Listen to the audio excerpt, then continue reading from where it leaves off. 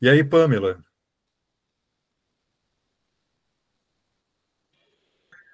Aquela não. Ah, tá aí. O Pamela, eu estava pondo para gravar, está começando a gravação.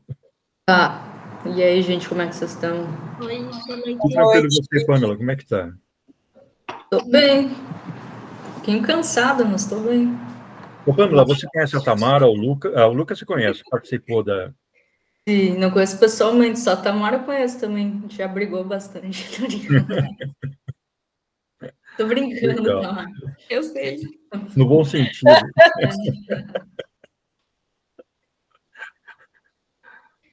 No movimento estudantil não tem com quem a gente não briga, eu acho, né?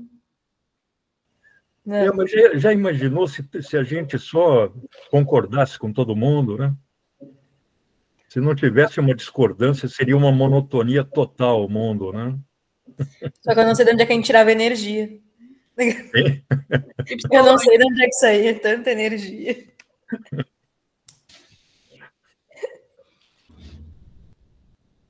Trabalhar para o CNPq é molezinha perto do trabalho que a gente tinha antes. E não ganhava nada. A gente estava comentando um pouco antes de você chegar, Pamela, sobre as edições em português. Eu comecei a ler a edição do Muniz Bandeira, a primeira edição de 70, que estava disponível online, e depois a Alana me disponibilizou a versão de 73, de 2023. E eu comecei a encontrar alguns erros, e que eu achei algumas impropriedades, e eu falei, nós vamos ter dificuldade para ler. Aí eu comprei a da Abril. Eu não achei em versão digital de jeito nenhum. Aí comprei num sebo online, e eu comecei a ler, e no começo eu fiquei com uma boa impressão da tradução. Talvez iludido pelo fato da tradução ter sido feita do alemão. Mas aí, na medida em que a leitura foi prosseguindo, eu vi que talvez a edição da coleção Os Economistas tenha mais problema do que a do Muniz Bandeira. Problemas de duas ordens. O descuido editorial. O descuido tipográfico. Muita palavra errada. Você vê que a montagem tipográfica do texto. Tem, por exemplo, uma citação do Adam Smith que falta um trecho inteiro. Eu li, eu não estava entendendo, aí fui comparar com outra edição e vi que faltavam 3 ou 4 palavras no meio da citação. Mas a própria tradução, que não está má, diga-se de passagem, mas a gente vê que a tradutora não é familiarizada com a obra do Marx, me parece. Porque, por exemplo, sistematicamente, ela traduz força de trabalho por mão de obra. Então, isso já modifica um pouco o texto. Força de trabalho é um conceito específico do léxico teórico do Marx e que tem muita importância, porque é do conceito de força de trabalho, diferenciando do conceito de trabalho, tal como os economistas clássicos utilizavam, que ele vai desenvolver a sua teoria da mais-valia. Então, não é uma coisa trivial. Então, comecei a me decepcionar um pouco com a tradução da Abril, de tal forma que eu acho que nós podemos usar as duas. Eventualmente, a do Muniz Bandeira tenha uma vantagem de inteligibilidade em relação à edição da Abril. Eu mandei para a Alana hoje, que eu posso compartilhar com todo mundo, as edições em italiano, francês, inglês e tal. Com alguns eu já compartilhei. Eu acho que com a Pamela eu já compartilhei pelo menos a edição em inglês. E facilita muito a leitura a gente poder comparar um trecho que a gente não está entendendo direito em português, com a edição italiana ou francesa ou inglesa. Então, isso acaba facilitando a leitura. De qualquer modo, esses 3 primeiros capítulos são capítulos que nos remetem particularmente para o livro 2, em que ela discute, em especial, esse conceito de reprodução. E a maneira limitada, para dizer o mínimo, como os economistas clássicos, particularmente o Adam Smith, apresentava a sua teoria do valor e como isso influía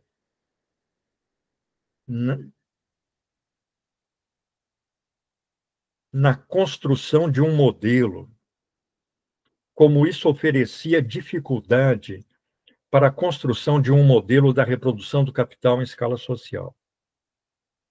Vamos discutir. O que me deixou surpreso, eu não li a obra do Smith, assim, mas a colocação dela de que em determinados momentos ele reconhece certas premissas e depois ele abandona elas, assim, tipo, que agora não me lembro qual é, mas que, tipo, ele reconhecia algumas teses e tal, de que, por exemplo, só o trabalho é criador de valor e tudo mais, e aí depois ele, convenientemente, em alguns momentos ele abandonava certas premissas para caber no sistema teórico que ele estava desenvolvendo, né? Eu não me recordo bem certo agora, porque no Kindle tá difícil de encontrar, mas ela coloca ali umas 4 teses, acho que no começo do 3º capítulo, que inclusive demonstram o rigor científico dele, né? Porque foram teses que ele conseguiu descobrir, né? Tipo, conseguiu elucidar acerca do processo econômico ali, mas eventualmente ele deixa algumas premissas de fora para fazer sentido, né?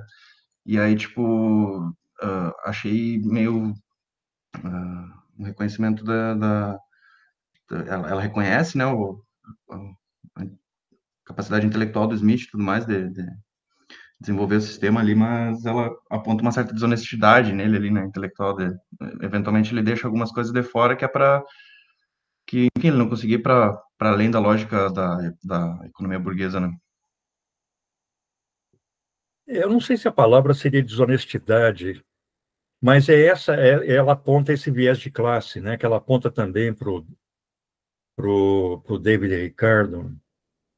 Quer dizer, ela atribui a essa limitação a impossibilidade do Adam Smith desenvolver determinados conceitos.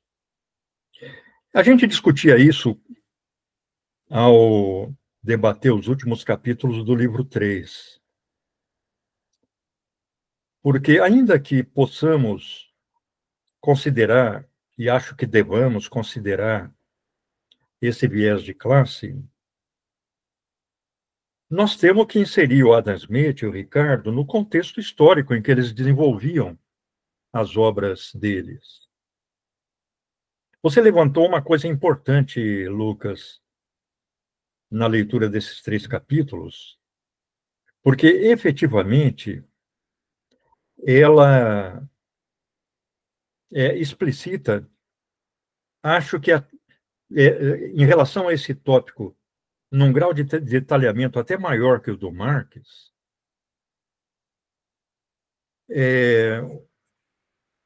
o valor e a importância que o Adam Smith teve no desenvolvimento da teoria econômica. Então, ao mesmo tempo, ele tem uma obra com alcance científico, mas que é limitada pelo viés de classe. A hipótese que eu levanto hoje é que nós não podemos tirar o Adam Smith do contexto histórico dele e querer atribuir a ele conceitos que ele não poderia desenvolver naquele contexto histórico.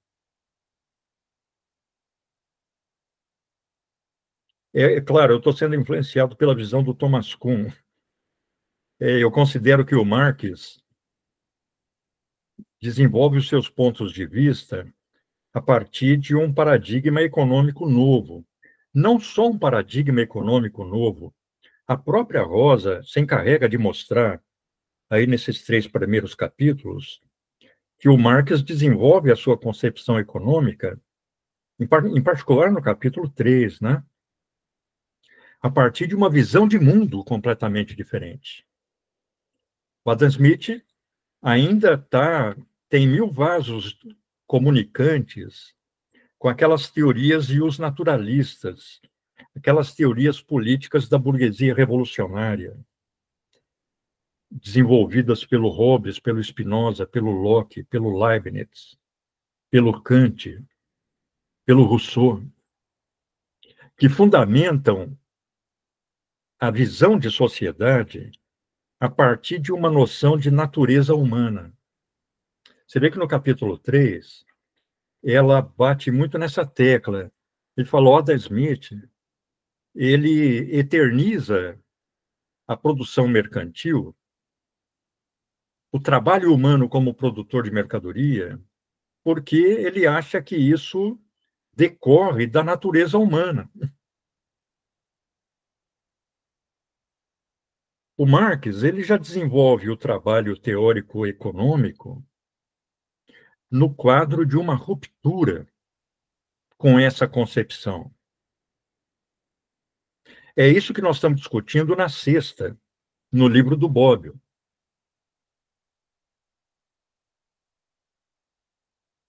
A perspectiva do Marx é uma perspectiva que rompe totalmente, claro que ela é mediatizada pelo Hegel e pelo Feuerbach, mas ela rompe totalmente com aquelas teorias políticas e do direito que influenciariam o desenvolvimento inicial da economia política, chamadas teorias do direito natural ou ius naturalistas. Então, realmente, a gente pode valorizar o trabalho da Rosa ou o trabalho do Marx de diferenciar o que diz o Adam Smith do que ele diz, para mostrar que são paradigmas diferentes. Mas querer que o Adam Smith visse o mundo de uma maneira diferente, no contexto histórico que ele viveu, me parece perder a perspectiva histórica.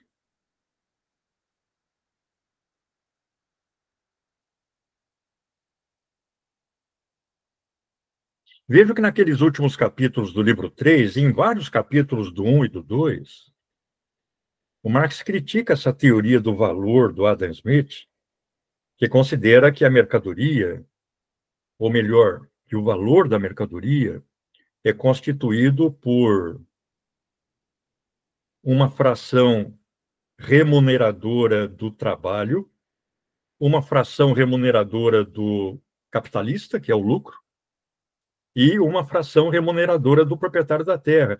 Então, o valor da mercadoria seria composto por salário, lucro e renda da terra, onde a renda da terra aparece. Onde ela não aparece, salário e lucro, como no caso da indústria urbana, por exemplo.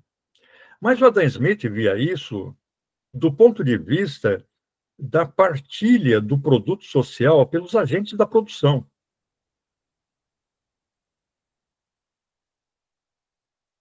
E ele passa a considerar, mais tarde, como fonte do valor, esses 3 elementos.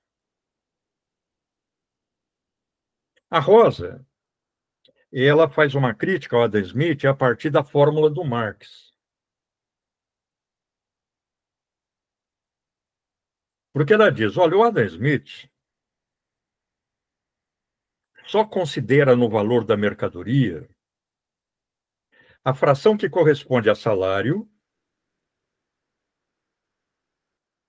que é a fração que corresponde ao capital variável na produção capitalista, e a fração que corresponde à mais-valia, que no Adam Smith é a fração que corresponde ao lucro e à renda da terra. Ou seja, o Adam Smith só vê V mais M, capital variável mais mais-valia no valor da mercadoria. Aí ela tenta mostrar por que o Adam Smith esquece o capital constante, o C. Aí é que eu acho que a análise dela adquire o maior brilho, porque a solução que ela dá para o problema, e eu acho que ela vai além do Marx, é exatamente a de que o Adam Smith não tem a perspectiva histórica que o Marx desenvolveu.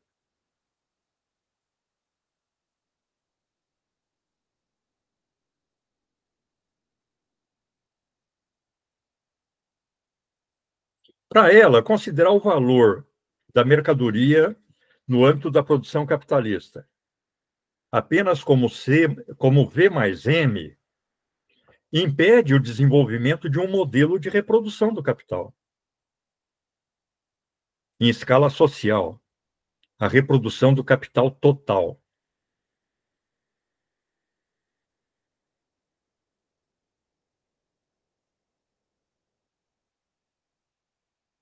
Mas acho que a gente deveria voltar um pouco e ver a maneira como ela discute a própria noção de reprodução. Porque ela historiciza, o que eu acho bastante importante, ela insere em contextos culturais,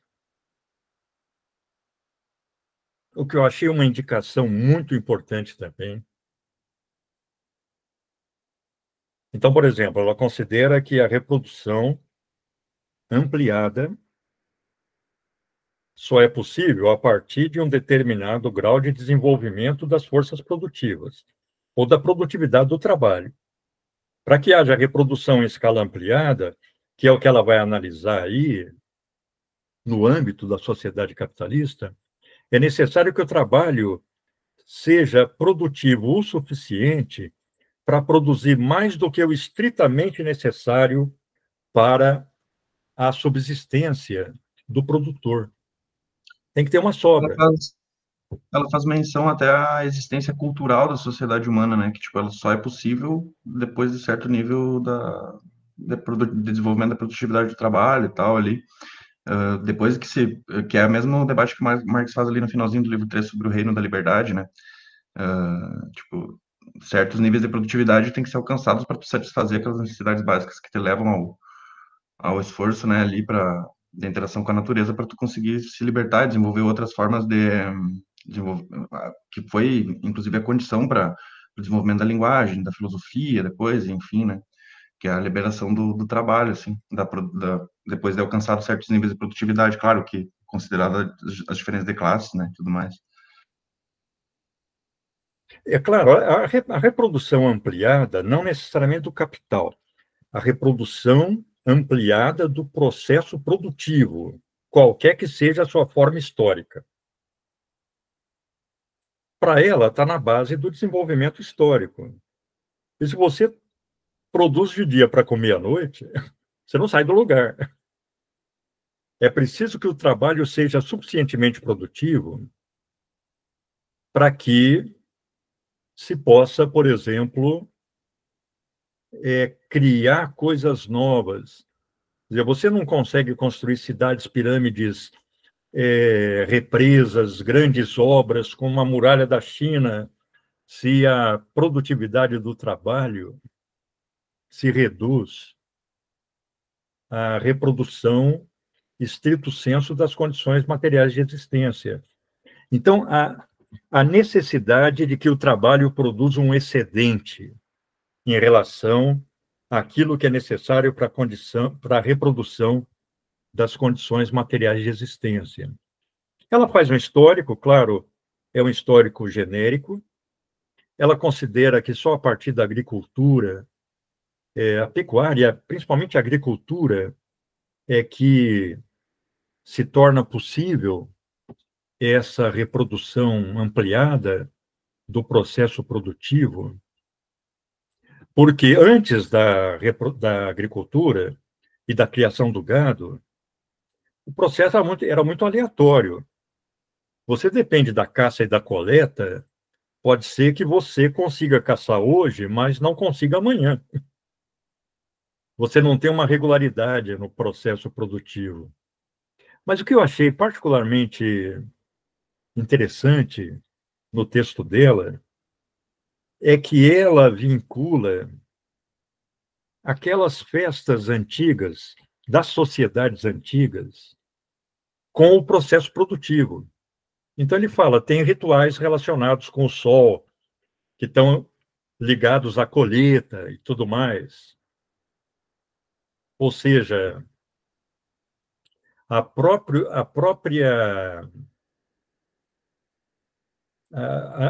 o fato das sociedades conseguirem reproduzir ampliadamente o seu processo produtivo, regularmente o seu processo produtivo,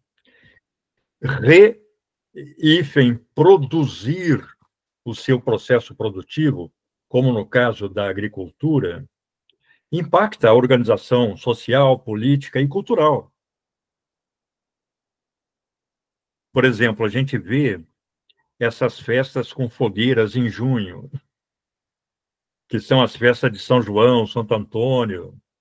Essas festas eram rituais pré-cristãos, ligados à colheita, ligados à fecundidade da terra. A igreja cristianizou. Não podia acabar com uma coisa muito enraizada, culturalmente, cristianizou. E ela aponta isso, o que eu achei bem interessante, né? Então, ela desvincula a reprodução ampliada da reprodução ampliada do capital. Ela fala, a reprodução ampliada vai aparecer em vários contextos históricos pré-capitalistas. A diferença que ela aponta, que é bastante importante também, na minha opinião, e ela torna didática a exposição do Marx, é a de que a reprodução ampliada nas sociedades pré-capitalistas visava ao consumo, a produção de produtos úteis para o consumo, para a fruição no luxo, para a ostentação da riqueza e tudo mais. A reprodução ampliada no capitalismo não visa produção de mercadoria, visa a produção de mais-valia, visa a produção de valor a mais. Então, o empresário, como diz o Marx o tempo todo, está se lixando se ele produz bota, graxa de sapato ou celular. Não interessa para ele a mercadoria.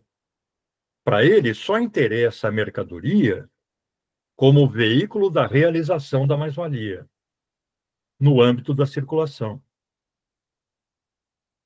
Se o que ele produz não está permitindo a produção de mais-valia, ou a reprodução ampliada do seu capital, ele muda de ramo.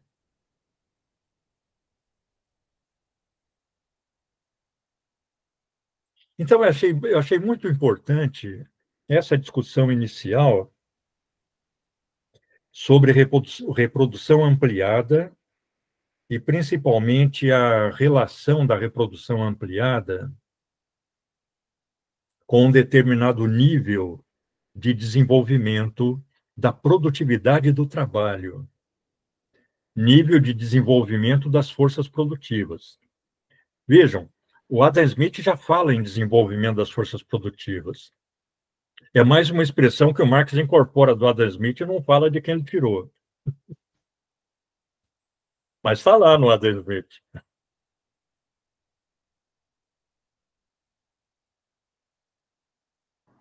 Eu achei interessante como ela constrói a pergunta, assim, o problema, né? Porque ela até separei a síntese aqui do problema de pesquisa no sentido de como você encontra na progressão determinada meios de produção, mão de obra, que está o erro de tradução, e mercado que correspondam aos progressos de sua acumulação, que ela está sintetizando na pergunta. Aí eu fiquei curiosa para saber onde é que ela vai chegar já, né, depois, assim, mas é uma síntese importante do que a gente estudou do Capital, assim, e é uma pergunta que me fez pensar, inclusive, nas nossas discussões de ideologia, outras questões, como é que você caracteriza esse processo de reprodução, e aí uma progressão determinada, mas quais são essas causas, né? Parece que ela vai discutir essas causas da determinação dessa reprodução e para mim essa é a questão, assim.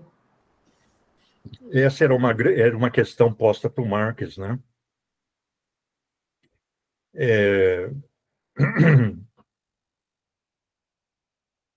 Que ele respondia com reprodução ampliada. Que a análise que o Marx faz já supõe o desenvolvimento do modo de produção capitalista. Já supõe um modo de produção capitalista dominante. Eu, por curiosidade, agora há pouco,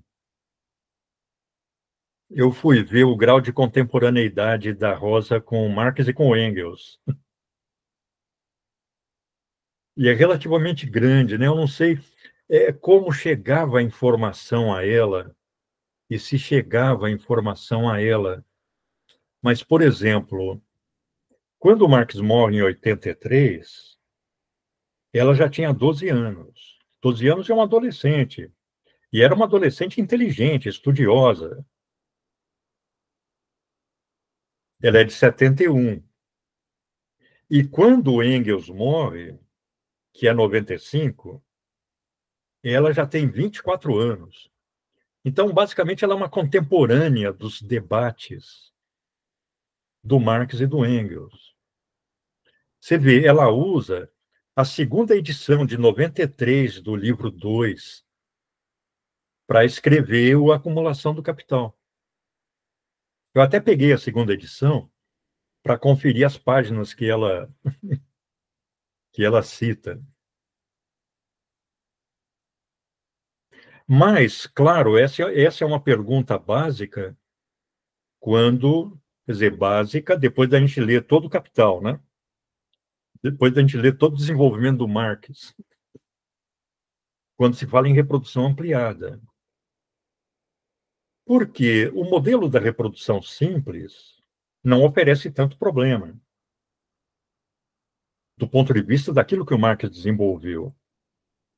Porque a reprodução simples, ela ocorre supondo que não haja alterações no valor das mercadorias, com o consumo de toda a mais-valia por parte do capitalista e a reposição integral do capital utilizado. Então, o capital se reproduz sempre nas mesmas bases.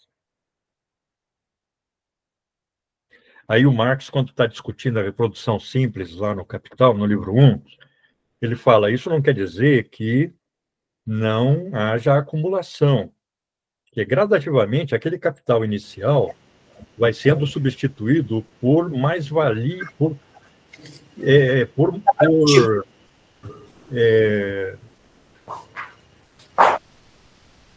trabalho novo realizado pelo trabalhador no processo produtivo.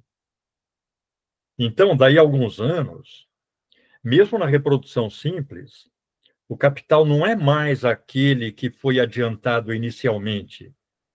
Ele já é totalmente novo, ele já foi totalmente renovado pelo trabalho do trabalhador. Ele só não se ampliou.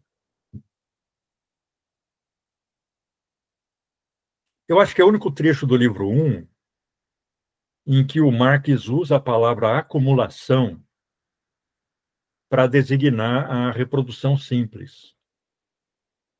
Que depois ele vai usar a acumulação para designar a reprodução ampliada do capital. Mas na reprodução ampliada, o modelo se torna substancialmente mais complexo, porque, em primeiro lugar, como foi produzida a mais-valia, você já tem que, ou melhor, quando você pega uma parte ou todo da mais-valia para incorporar ao seu capital industrial, essa fração nova vai permitir um crescimento do capital, portanto, um crescimento da produção, se todas as outras condições permanecem as mesmas. E quem vai comprar isso? Então, o Marx tem que trabalhar com essa questão. Quer dizer, todo capitalista busca ampliar sua produção, reproduzir ampliadamente o seu capital. Mas quem vai comprar essa mercadoria?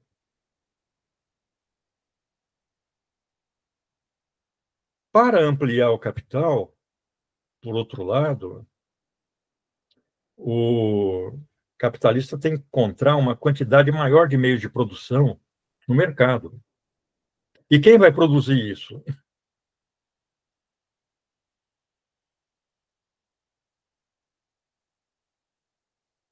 Não há uma resposta para uma pergunta como essa, porque para o Marx, a produção capitalista é anárquica. Vejam que a Rosa ela faz muito interessantes observações sobre isso também. Ela fala, não tem planejamento. O capitalista avalia a partir do que foi produzido o ano passado ou no ciclo anterior e faz uma estimativa a partir das relações de oferta e demanda, a partir das oscilações de preço. As oscilações de preço são o sinalizador para o capitalista investir em tal ou qual setor, diminuir ou ampliar o processo produtivo.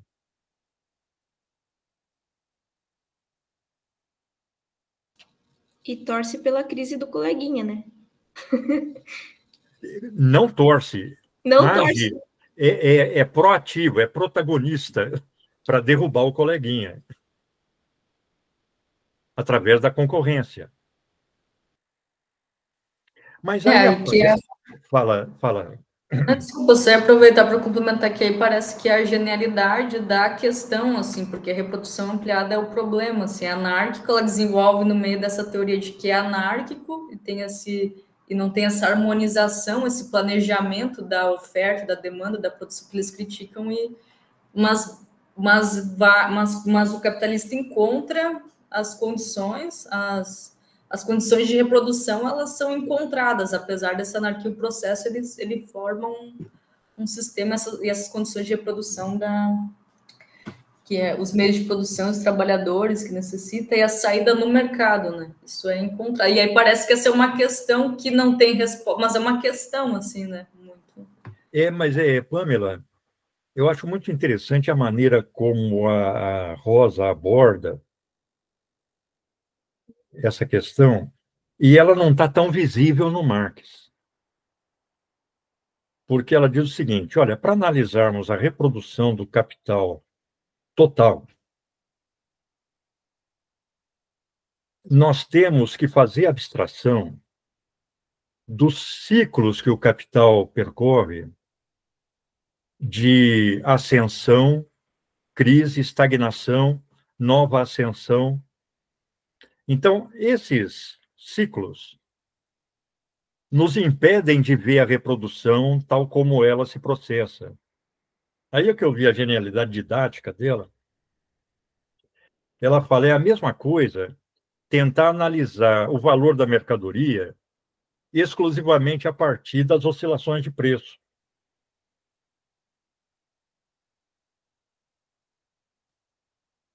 A análise do valor só se torna possível, diz ela, quando, que é o que o Marx diz, nós temos um equilíbrio de oferta e demanda se neutralizam, mas não fazem sumir o valor, então nós temos que buscar em outro canto a análise do valor, e não no jogo de oferta e demanda, que foi a crítica que o nosso visitante fez num dos vídeos.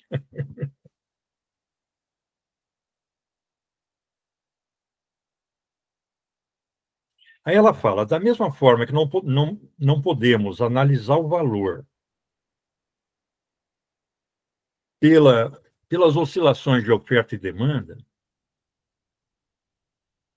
nós não podemos analisar a reprodução do capital pelas oscilações do ciclo de ascensão, crise, estagnação, ascensão de novo, produzidos exatamente pela anarquia produtiva, pelo fato da produção se desenvolver a partir da iniciativa do capitalista individual.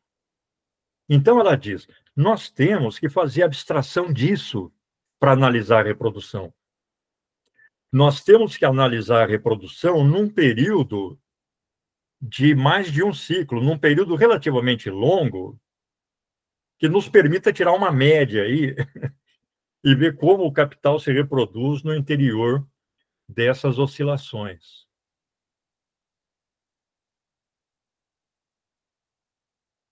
Porque, claro, o capitalista, ele vai ampliar o capital dele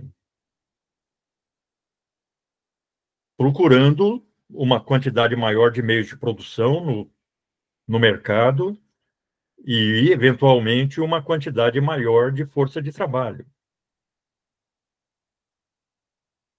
A força de trabalho ele vai encontrar sem problema, porque, aliás, sem problema não, em determinadas circunstâncias, isso pode ser problemático também, mesmo se produzindo aquele exército industrial de reserva. Quando Marx analisa o salário e mesmo a reprodução simples, nós estamos discutindo agora, lá no livro 1, ele aponta circunstâncias em que os empresários propõem a adoção de políticas que impeçam a emigração, porque eles vão ficar sem força de trabalho no futuro.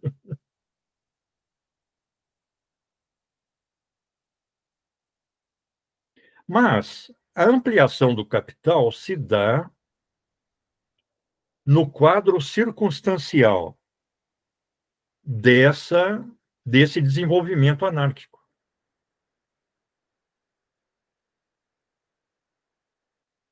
O capitalista encomenda mais meios de produção, contrata mais força de trabalho. Dificilmente vai ocorrer de todos os capitalistas ao mesmo tempo buscarem meios de produção. O ciclo de cada capital tem seu ritmo. O desenvolvimento é individual. A resolução dos problemas de reprodução são individuais.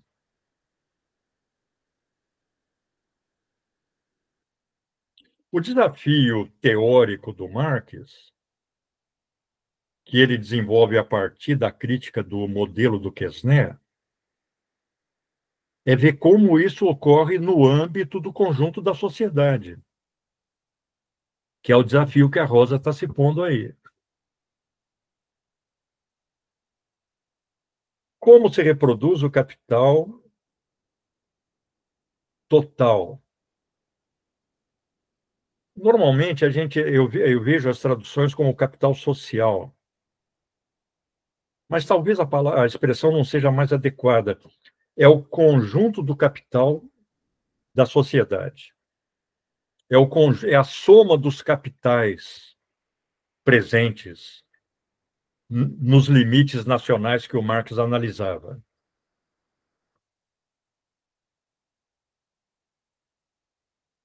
A coisa se torna mais complicada ainda quando a gente vai projetar isso para um processo produtivo já globalizado, né?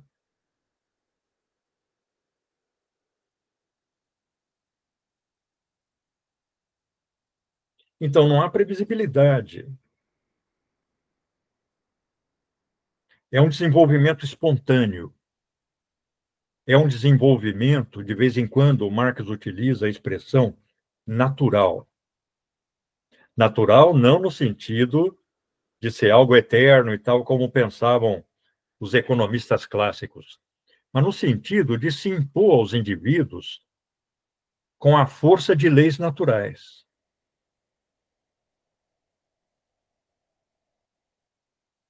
é um processo sobre o qual os indivíduos não têm controle.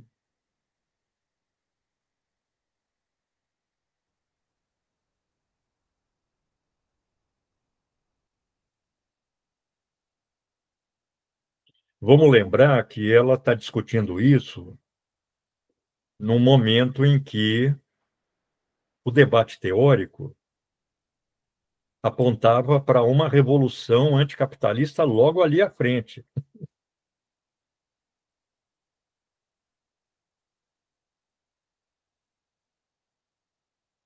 Em que se começava a discutir o conjunto da economia,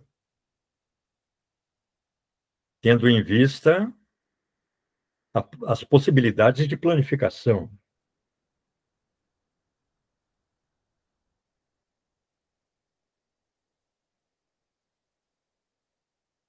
Você vê que no livro 2, o Marx, em geral, ele monta os modelos de reprodução do conjunto, supondo uma reprodução simples. Depois ele começa a utilizar a reprodução ampliada, é o último capítulo, a reprodução ampliada, mas isso já requer um modelo muito complexo. Quando você vai montar aquele modelo para o conjunto da sociedade. Vamos levar em conta que ele adotava aquele modelo de que, aliás, a Rosa faz uma crítica a esse modelo, bem interessante, de que nós temos 2 departamentos no conjunto do capital, departamento 1 e departamento 2. O departamento 1 é o departamento de produção de meios de produção. E o departamento 2 é o departamento de produção de meios de consumo. Então, o Marx vai mostrando como esses 2 departamentos se entrelaçam para assegurar a reprodução completa do capital, ou a reprodução do capital em escala social. Aí ele fala, a reprodução do capital em escala social é a reprodução da sociedade, é a reprodução das classes que compõem a sociedade.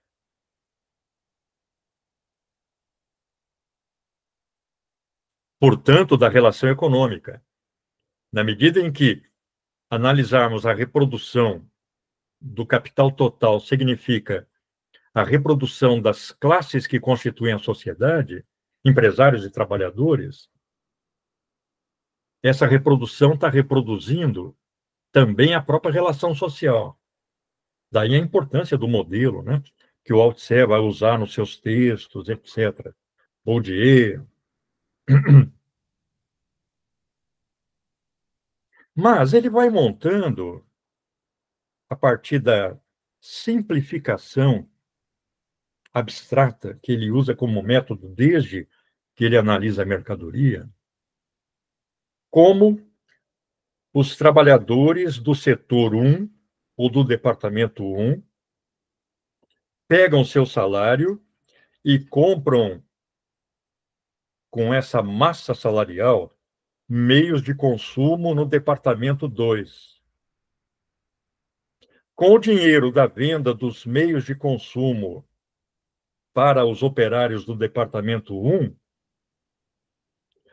os empresários do departamento 2 repõem os seus meios de produção. Então, ele vai criando todas essas relações e vendo como ocorre as relações entre os 2 departamentos e dentro de cada departamento.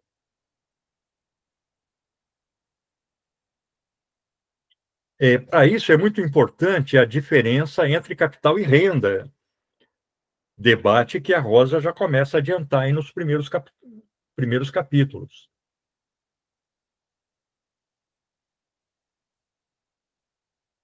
Então, enquanto para o capitalista a massa monetária que corresponde ao pagamento de salários é capital variável, para o trabalhador é apenas o resultado da venda da sua mercadoria. Ou seja, para ele é renda.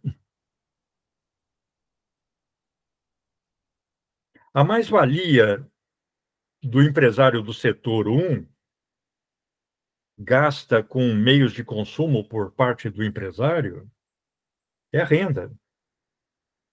A mais-valia do empresário do setor 2 gasta com meios de consumo é renda. Renda por quê? Porque nada disso entra diretamente no ciclo reprodutivo do capital. Vai sair do ciclo do capital e ser consumido pelos agentes produtivos. E só adquire sentido para a reprodução do capital quando analisamos o capital, a reprodução do capital no seu conjunto. Ou seja, a Rosa ela não está discutindo a diferença de renda e capital aí no início gratuitamente, é porque esses conceitos são chave para depois montar o modelo da reprodução.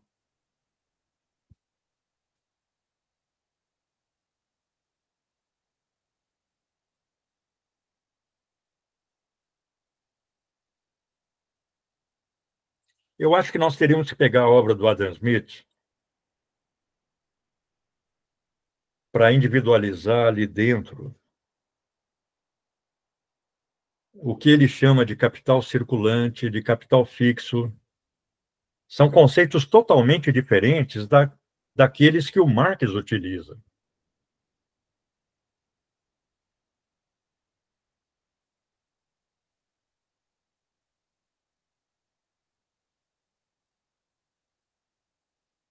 Então, eu acho que a dificuldade de comparar o Marx com Adam Smith, que a Rosa está fazendo aí, ou procurando fazer, que o Marx tenta fazer também à sua época, confrontando a sua teoria com a teoria do Adam Smith, é o confronto de modelos teóricos incomensuráveis. O léxico do Adam Smith é um, o léxico do Marx é outro. As mesmas palavras para ambos têm sentidos totalmente diferentes. É por isso que cada um tem que ser analisado no seu contexto histórico. Eles usam linguagens diferentes. É isso que me leva a pensar que o Marx realizou uma revolução teórica. Ele simultaneamente alterou e refuncionalizou o léxico utilizado anteriormente, como completou e desenvolveu o seu modelo com conceitos novos. Por exemplo, a diferença de trabalho concreto e trabalho abstrato, trabalho útil e trabalho genérico, que o Marx usa como a base para sua análise da mercadoria e resolução do problema do que é o dinheiro, não está em nenhum economista anterior. O Marx inventou isso. A Rosa, ela aponta, possivelmente, o porquê o Marx, claro, no âmbito da sua genialidade, foi conduzido a isso. Ela fala porque o Marx não via o processo de uma forma natural, como o Adam Smith. Ele via o processo de uma forma histórica. Então, ele consegue dissociar o trabalho enquanto atividade humana que está presente em todas as formas históricas, ou atividade humana que é necessária independentemente de forma histórica, e o trabalho determinado historicamente como o trabalho escravo, o trabalho servil, trabalho assalariado.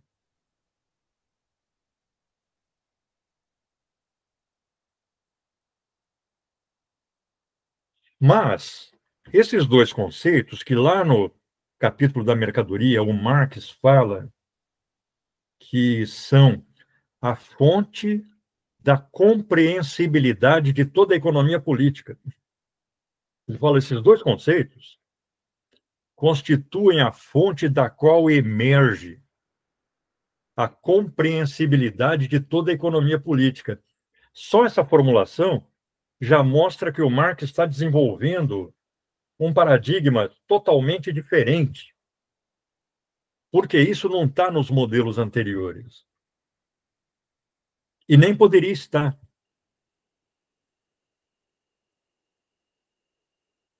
Mas, por exemplo, tanto o Marx quanto a Rosa e o Engels também, eles têm aquela concepção de ciência que se desenvolve progressivamente, que se desenvolve na direção da verdade. Falou, Lucas. Até daqui a 15 dias. Opa, já saiu.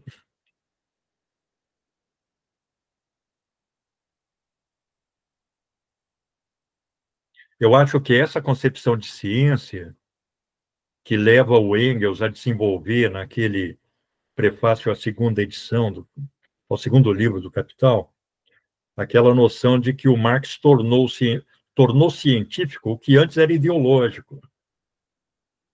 E essa dissociação iria ser ecoada em obras como a do Althusser, por exemplo. Eu acho que hoje nós temos que usar recursos do próprio modelo do Marx para historicizar isso. É claro que o Marx estava debatendo com discípulos do Adam Smith que estavam atuando ali o tempo todo, reproduzindo. Nesse sentido, o Adam Smith era contemporâneo do Marx. McCulloch e outros, né? E ele não cansa de dar paulada. Mas nós estamos aí em contextos históricos diferentes, com modelos históricos incomensuráveis, na minha opinião. Talvez hoje nós tivéssemos que abordar a obra do Adam Smith numa perspectiva um pouco diferente dessa que a Rosa está abordando, mas utilizando as indicações muito criativas e que revelam genialidade, na minha opinião, que ela aponta aí nesses capítulos.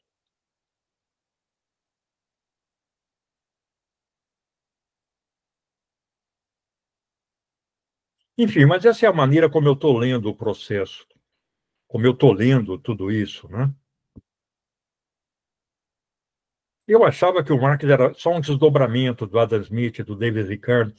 Eu estava com uma concepção, talvez, de progresso da ciência.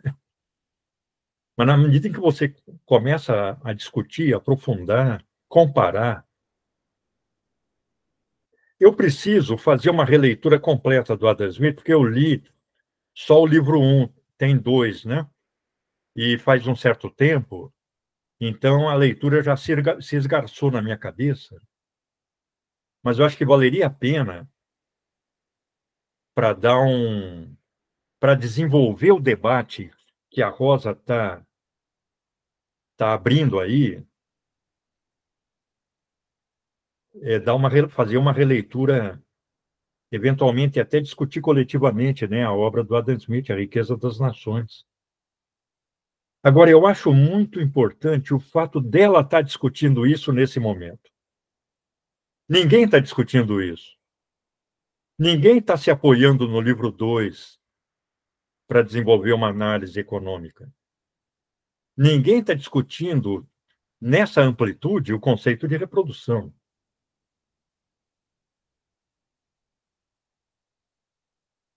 Ela faz uma caracterização bem metodológica, assim, nesses primeiros capítulos, imagino, bem científica, no sentido de que, eu não sei como é que os outros discutiam, mas o livro 2 é o mais, também é o que dá a base, também a estrutura metodológica para fazer essas análises, né?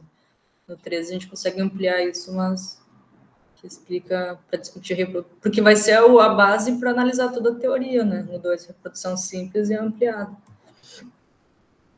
Claro, no livro 1, Marx ele usa o conceito de reprodução, desenvolve, mas para o capital individual.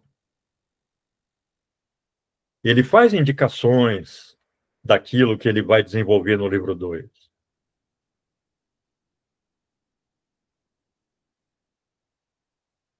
Você vê que ela gasta um bom tempo aí discutindo o conceito de capital fixo e circulante, que é o capítulo de amanhã, Alana, que já discutimos na semana passada.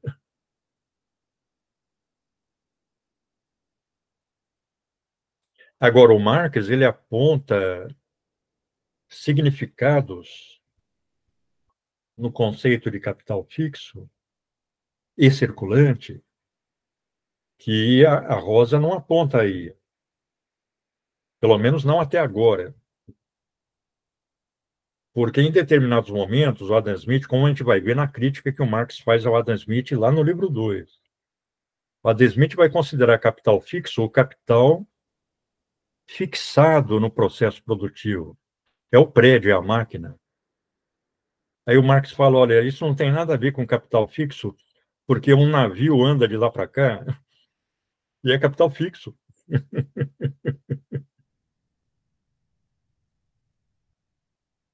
Ao mesmo tempo, uma casa pode circular sem sair do lugar, porque ela muda de mãos. Porque o Adam Smith, em determinado momento, nós vamos discutir esses capítulos logo à frente, na nossa discussão do livro 2, ele fala, olha, circulante, fixo, é o capital que está fixo no processo produtivo. Eu acho que é por isso que ele não inclui no valor também. E circulante é o capital que está mudando de mãos. O Marx até fixa essa expressão, a mudança de mãos.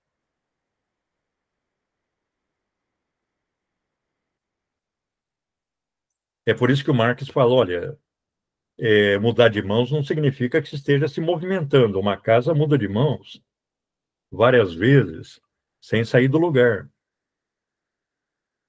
E um navio, se eu me lembro, o exemplo que ele dá, uma locomotiva, mudam de lugar, mas constituem capital fixo.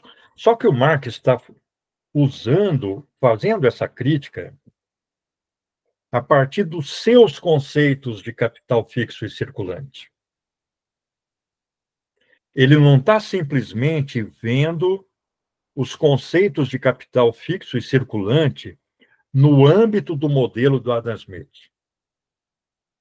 Ele está, a partir do ponto de vista que ele desenvolveu, confrontando os seus conceitos com os do Adam Smith. Claro, era muito significativo na época que tinha muitos discípulos do Adam Smith, inclusive no âmbito daquela economia apologética que ele chamava de economia vulgar.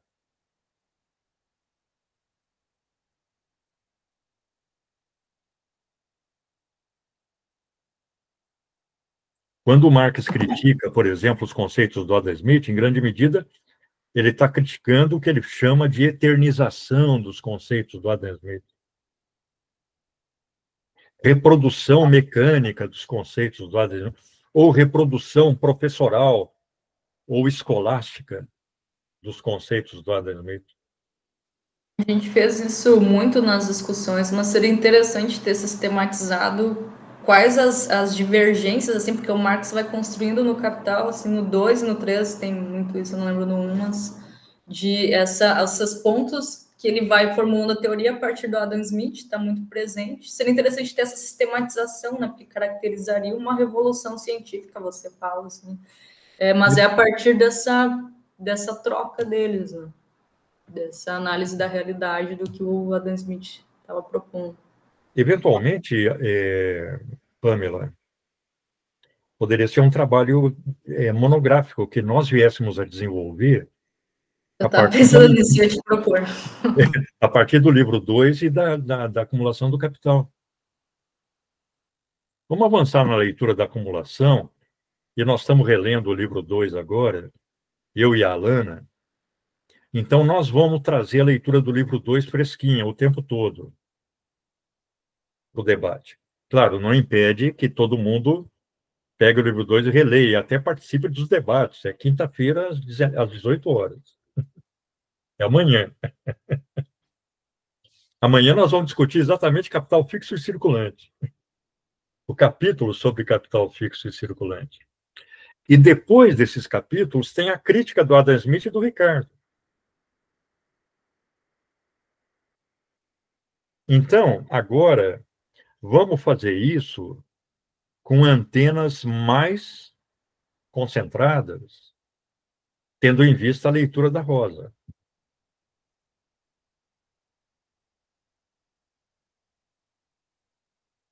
Eu acho que a Rosa ela avança muito na crítica ao Adam Smith. Ela é muito criativa. Claro, ela valoriza tanto ou mais quanto o Marx ou o Adam Smith. Ela não despreza a obra do Adam Smith. Pelo contrário, ela acha uma obra importante. Um cara que avançou em relação aos fisiocratas, mas cai naquela confusão de capital fixo e circulante e elimina, em grande medida, o capital fixo da sua análise econômica. Aí é que ela vai atribuir as limitações de classe. Talvez nós devêssemos dizer de classe e históricas. Que, afinal, o Marx veio de um meio burguês também, né? O Marx não é filho de operário, nem o Engels. O Engels era industrial.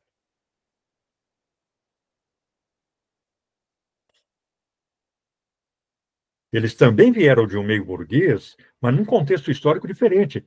O Adam Smith está vivendo as revoluções burguesas. O Marx já está vivenciando a burguesia no poder e vendo as possibilidades de transformação do ponto de vista da classe trabalhadora. A burguesia, na época do Marx, já tinha se transformado numa classe reacionária, numa classe aferrada ao poder. Ela já tinha deixado de ser uma classe revolucionária.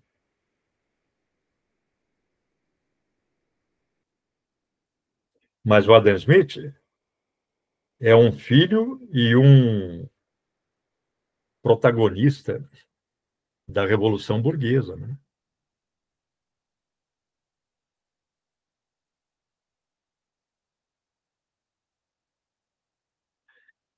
Em grande medida, é isso que faz o Marx admirar a obra do Adam Smith, tanto que ele divide o Adam Smith numa obra esotérica e uma obra exotérica. Para ele, o Adam Smith científico é aquele das suas formulações mais sofisticadas, que ele chama de esotéricas. Aquelas em que o Adam Smith ficou mais próximo do senso comum empresarial, ele chama de exotéricas. É o que ele bate o tempo todo. Mas os economistas posteriores, para ele, já não tem nenhuma cientificidade, excetuando o Ricardo.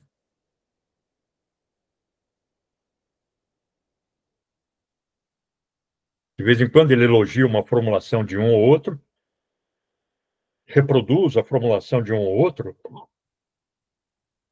mas ele já está analisando a economia política ele já está vivenciando a economia política do ponto de vista do que ele chama economia vulgar.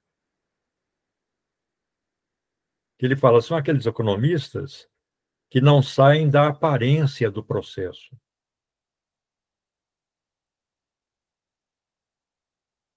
Mal conseguem ultrapassar o senso comum do empresariado capitalista.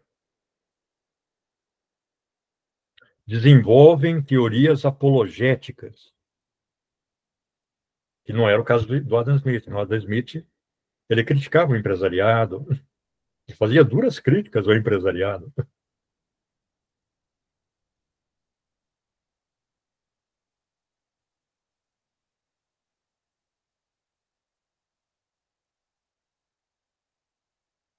Eu me lembro de trechos em que ele fala, olha, os empresários eles estão melhor posicionados no conflito com o operariado, porque os empresários confabulam entre si. Os empresários se articulam politicamente, algo que os operários ainda não estavam conseguindo fazer numa escala mínima na época do Adam Smith.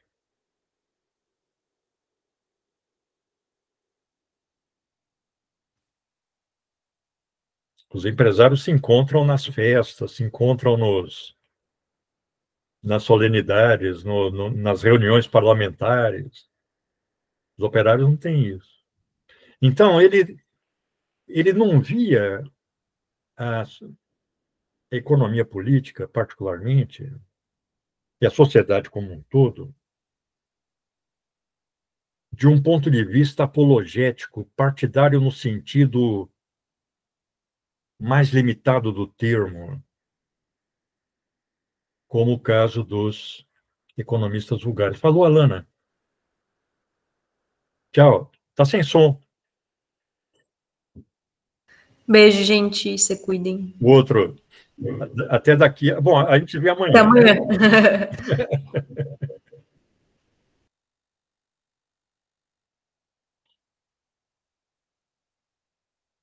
Tem algumas formulações da Rosa que eu acho que merecem correção.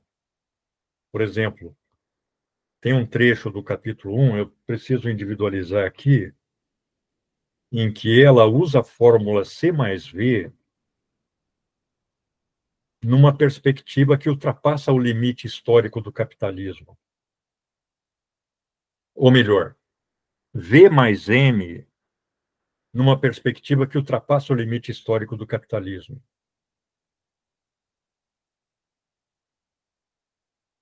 Perdão, C mais V é capital constante mais capital variável. Se ela pusesse meio de produção mais força de trabalho, aí ela poderia projetar para todas as épocas históricas. Deixa eu ver se eu acho aqui.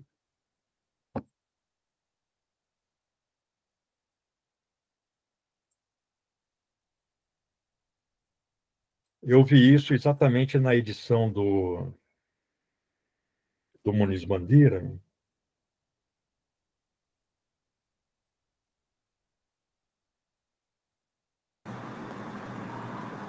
Que ano que é essa tradução do Muniz Bandeira que vocês estão lendo? A minha é de 70. A minha também. Acho que só tem uma dele, então, fiquei pensando. Não. Aquela edição que a Alana compartilhou, que eu acho que foi a edição que você presenteou a Alana, é mais nova, é de 2023. Foi ele que traduziu também. Não, é a tradução dele. Só que tem um prefácio do filho dele, em que ele fala, olha, ele queria, um pouco antes de morrer, ele queria fazer uma revisão dessa tradução a partir do alemão, porque ele traduziu do espanhol. Porque o Muniz Bandeira, ele saiu do Brasil e foi morar na Alemanha. Eu acho que ele morreu na Alemanha. Então, ele já estava com o alemão como língua dominada, né? E aí, claro, ele queria revisar a tradução. Não ocorreu. O filho dele fala que foram feitas muitas correções nessa última edição.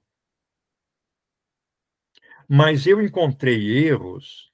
Aliás, eu encontrei erro na de 70, eu falava para a Alana, e a Alana falava, olha, tem aqui na minha edição nova. Então, não foi, devem ter corrigido muita coisa, mas não foi um pente fino muito rigoroso. De qualquer forma, eu acho que essa edição mais recente, eu acho que ela é de 2012, não me lembro exatamente a data, ela deve estar melhor do que a de 70. Ela deve ter menos impropriedades do que a de 70. Mas deixa eu achar aqui. Por exemplo, tem um trecho aqui, no capítulo 2, logo no começo, em que essa edição de 70 fala: o produto nacional total aparece em mãos da classe produtiva em forma de massa de meios de subsistência e matérias-primas, no valor de 5 milhões de libras. Destes, 2 milhões constituem o capital de exploração anual da agricultura, 1 milhão, e tudo é na base do milhão. Só que na edição original é bilhão. E eu não sei se foi corrigido na nova edição. Vamos confrontar. Mas é lá no capítulo 1, deixa eu ir lá.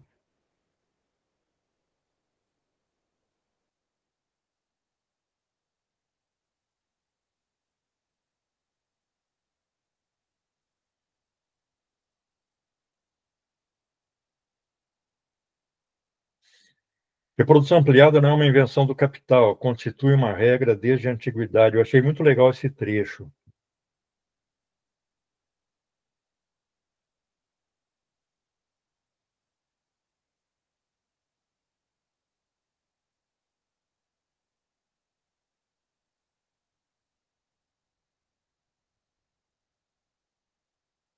Que é um trecho que ele usa mão de obra, e aqui na página 18, lá na linha 1, 2, 3, 4, 5, 6, 7, 8, ele usa mão de obra, no original tá força de trabalho.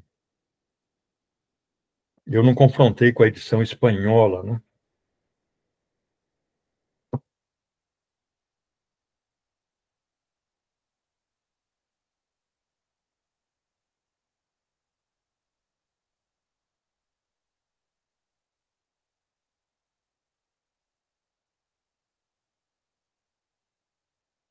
Onde é que eu marquei isso? Eu tô vendo, tipo, eu tô vendo as fórmulas aqui, mas ela tá falando sempre sobre o capitalismo, assim, tipo, o sistema capitalista, Marx. Não é um trecho, Tamara, em que eu até marquei aqui. Deixa eu ver se eu consigo localizar. Me chamou a atenção.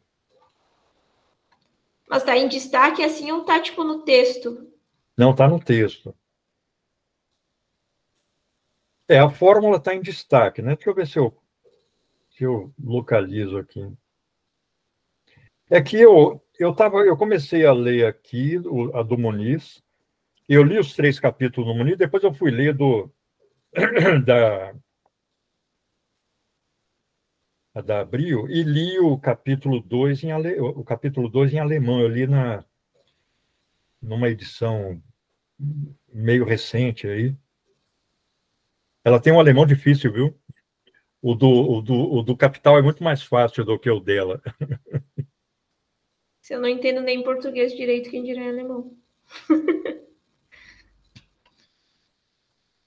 Eu achei interessante em que ele fala, olha, as 3 partes do valor acham-se reunidas na figura concreta da mercadoria produzida, considerando-se como unidade cada um dos exemplares, assim como a massa total de mercadorias, sejam elas tecidos de algodão ou representações de balé, tubos de ferro ou jornais liberais. Ela abre o leque da mercadoria, né?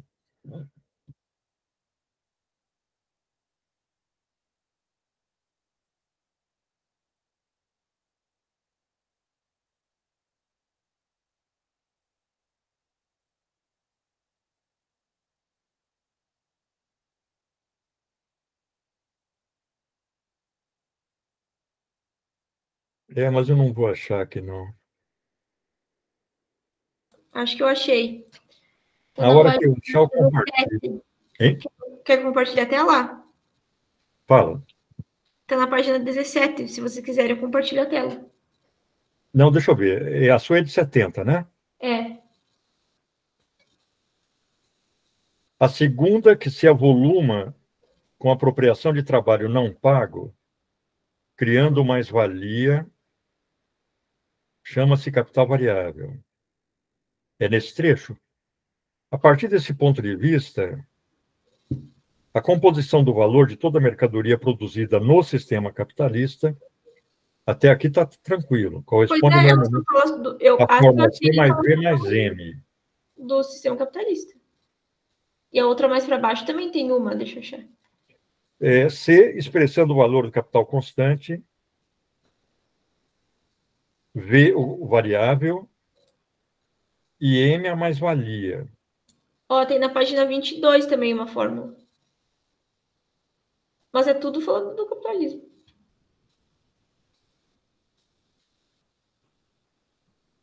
Não, mas me chamou a atenção esse trecho.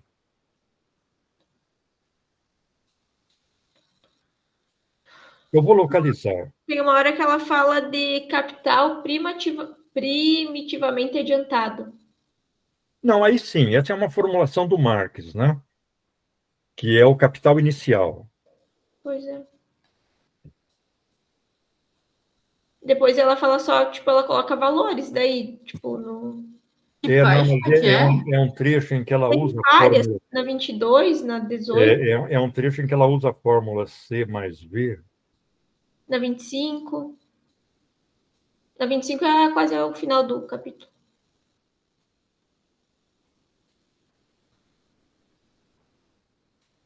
Mas falando de outros modos de produção, não lembro de ter visto. Eu vou achar. Eu vou achar e eu compartilho.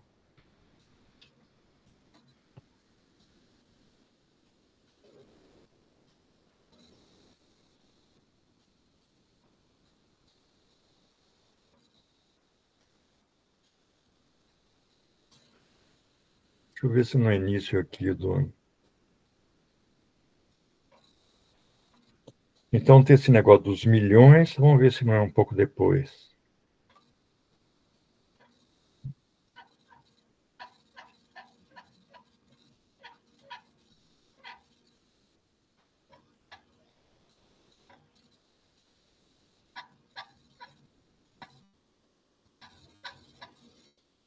Não foi em alguma nota de rodapé, de repente, professor? Hein? Não foi em alguma nota de rodapé, de repente? Não foi.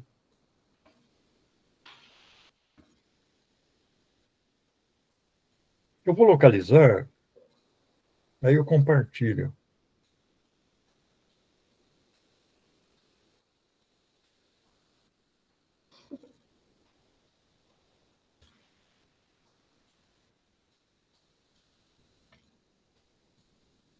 Tem uma expressão aqui na página 30, em que ela, tanto no Muniz Bandeira quanto na Economistas, está Smith enviando-nos desse modo de Herodes a Pilatos, como diz Marx, mas o Marx não fala de Herodes a Pilatos, o Marx fala de Pôncio a Pilatos. Nas outras traduções, inglesa, italiana e francesa, está assim, de Pôncio a Pilatos. Mas me parece que essa expressão, na língua portuguesa, adquiriu esse formato. Aí os dois põem de Herodes. Eu já ouvi Pôncio Pilatos. Pois é, o Marx fala de Pôncio a Pilatos. A gente junta numa coisa só, o Pôncio Pilatos, não tem... O que é mais divertido, inclusive, né? Não é E nem A, é tudo junto. Nem lembro no que sereza isso, mas eu lembro. Mas eu não vou achar, não.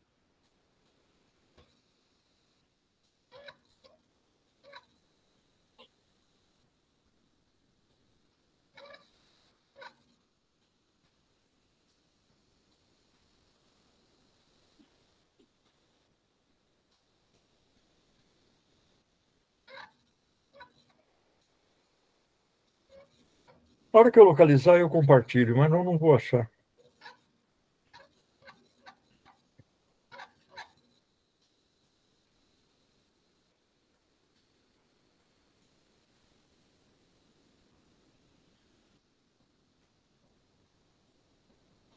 Agora, a gente vê que ela leu a teoria sobre a mais-valia, ela leu aquele texto que é publicado em separado, chamado Introdução à Crítica da Economia Política, que é um texto que estava nos manuscritos, né, do Marx.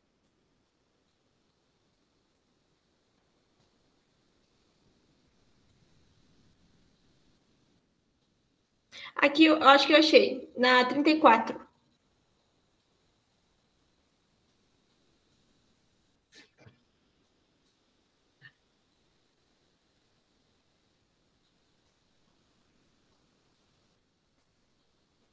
Não, não é aí, não, Tamara. Ele está aqui criticando o Say, né?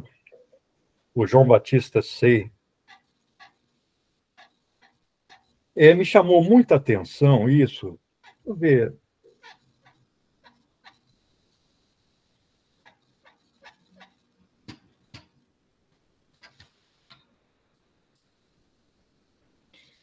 Eu vou ter que sair também daqui a pouco, gente. Não, eu não sei. Acho que talvez a gente possa ir parando por aqui. Vamos retomar. Deixa eu só dar mais uma olhadinha aqui.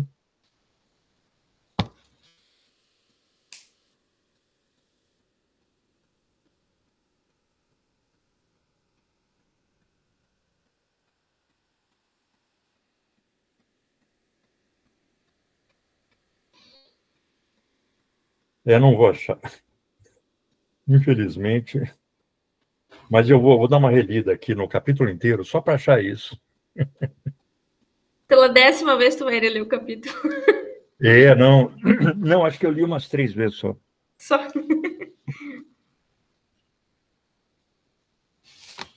Então tá, pessoal. Nos vemos daqui a 15 dias, então. Até mais. Bom restinho de semana para vocês. Para vocês também.